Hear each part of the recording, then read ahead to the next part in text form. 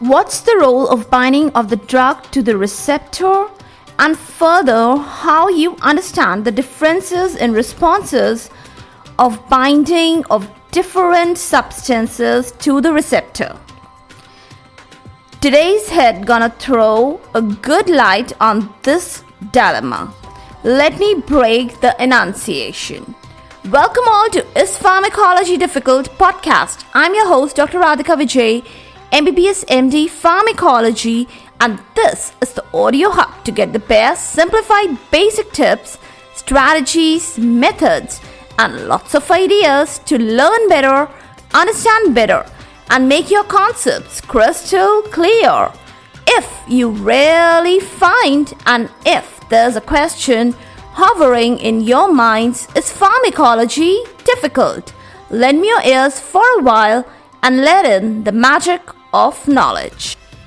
After knowing the thick and thins of receptor types and mechanisms, let's discuss the receptor occupation concept. That is the topic of the day. First and foremost, the drug binds to the receptor and it leads to the formation of the drug receptor, or to abbreviate it, we can say capital DR complex. The bonds that are present are the hydrogen bonds, or they can be van der Waals bonds, or they can be electrostatic bonds. And all these, as for your information, are actually weak bonds. This makes this interaction quite specific and reversible in nature. I hope you got it. But then, exceptions are always a part and parcel of everything. So it's not like this always. Sometimes there are covalent bonds and irreversible reactions too. One very classical example of such irreversible binding is the binding of organophosphates to the acetylcholine esterase. Now let's extend this string of talk further. I want to tell you all that there is a concept of stereoselective binding too. What do you mean by saying stereoselective? Yes, there are levo and dextro forms that bind to the receptor. Now let me clear one thing. If the binding results in the production of a pharmacological effect, then that particular site is labeled as receptor. That is how we define a receptor. It has to be accompanied with a pharmacological response. But if it is not accompanied with a pharmacological response production, it will be simply an acceptor site, or it is also known as non-specific binding site. You cannot define that site as a receptor. Now that's very, very clear, right? Now these set of words, where they direct us to? Well, they direct us towards the concept of affinity and efficacy. Now these terms are sounding quite familiar, no? Let's dive into these. Affinity is simply the binding of the drug to the receptor, and that leads to actual formation of the capital DR complex. That's it. Nothing to define beyond this. Let's turn our heads towards efficacy. Now, efficacy is also known as the intrinsic activity after the capital DR, or the drug receptor complex, is formed. The second step is covered too. There is a proper pharmacological effect seen. So, the formation of DR complex with the production of a proper pharmacological response is defined as the efficacy. Okay, two concepts of affinity and efficacy. And these two concepts actually give us multiple definitions. Now let's visualize the agonist and antagonist and of course partial agonist from this point of view. Please don't ponder over. It's complicated, not at all. I'm gonna make it very simplified. Now first, let's talk about agonists. They have a good amount of affinity and they have a good intrinsic activity, because they usually result in the maximum response once they are bound to the receptor. That's very simple, right? Next, let's talk about antagonists.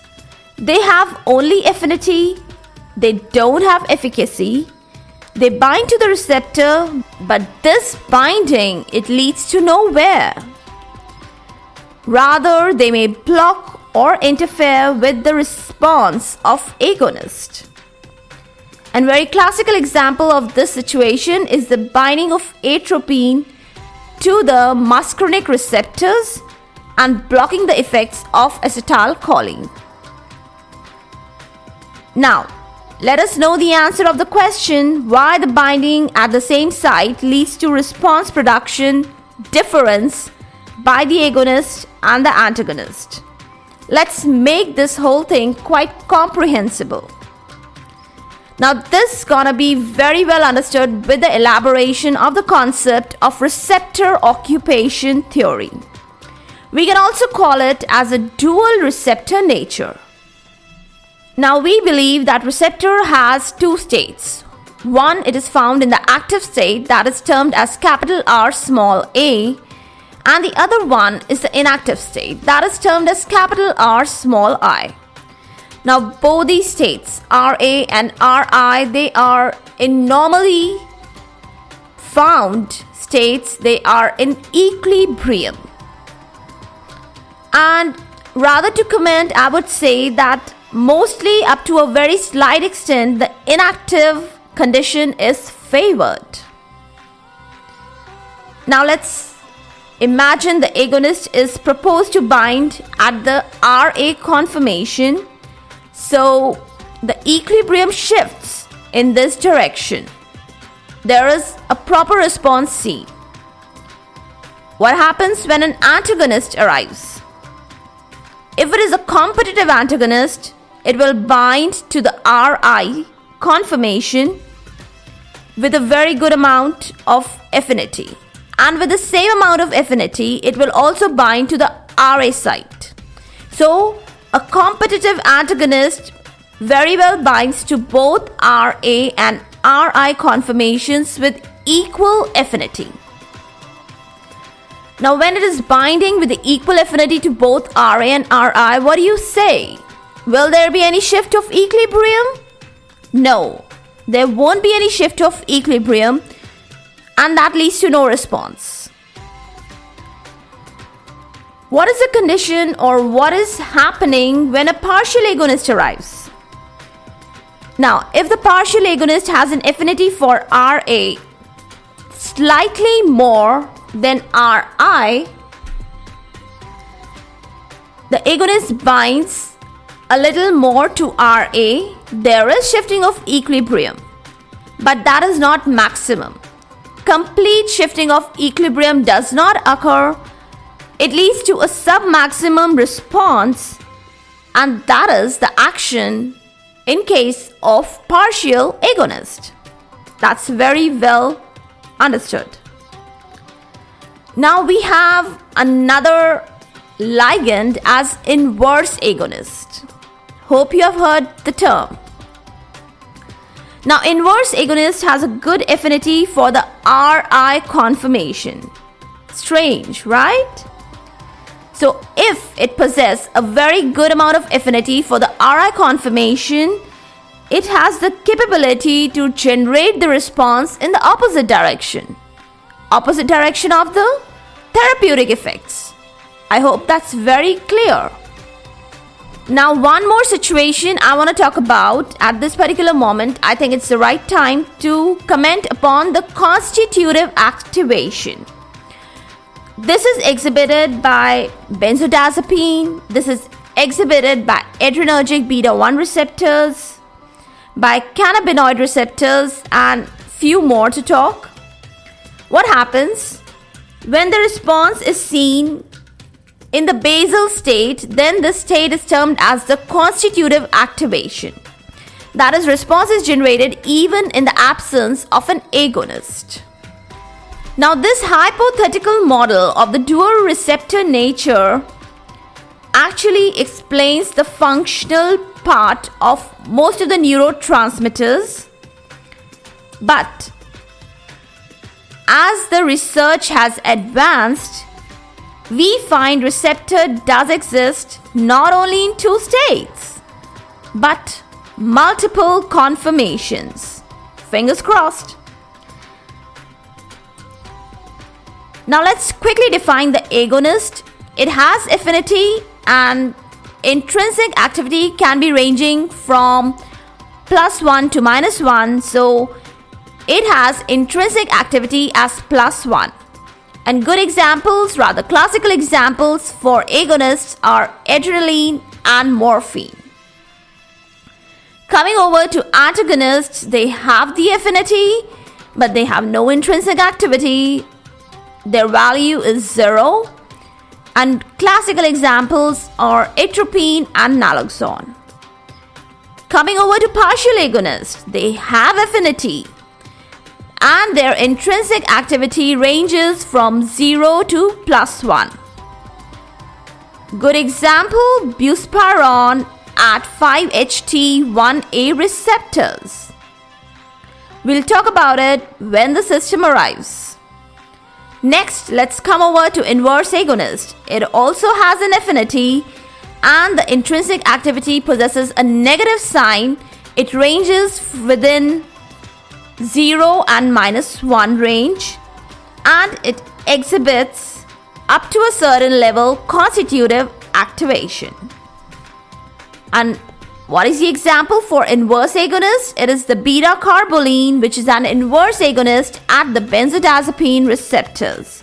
That is, the actions or the effects are produced in the opposite direction to that of the therapeutic responses. What can you expect from the action or the effects of inverse agonists like beta-carboline?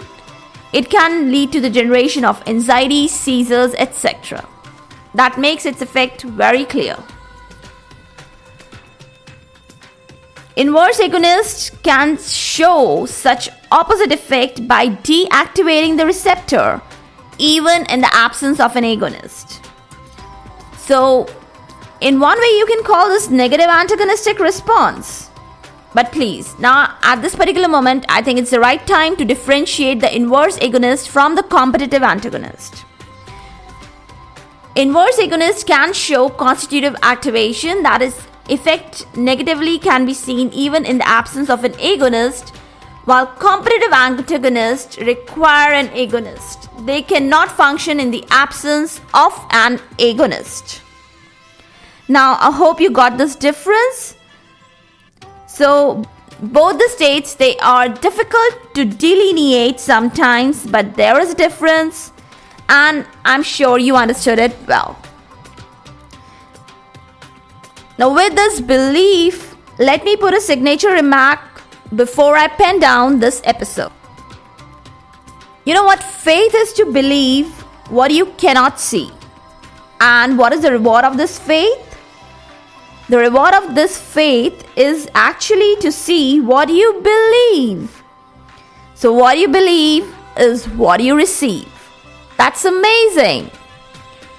For all the updates and latest episodes of my podcast, do visit www.ispharmacologydifficult.com, where you can also sign up for a free monthly e-newsletter of mine, which actually contains a lot of updates about medical sciences, drug information updates, and my podcast updates also. You can follow me on different social media handles like Twitter, Insta, Facebook, and LinkedIn. They all are with the same name. It's Pharmacology Difficult. If you are listening for the first time, do subscribe and follow whatever platform you are consuming this episode. Stay tuned. Do rate and review on iTunes, Apple Podcast. Stay safe, stay happy, stay enlightened. Thank you.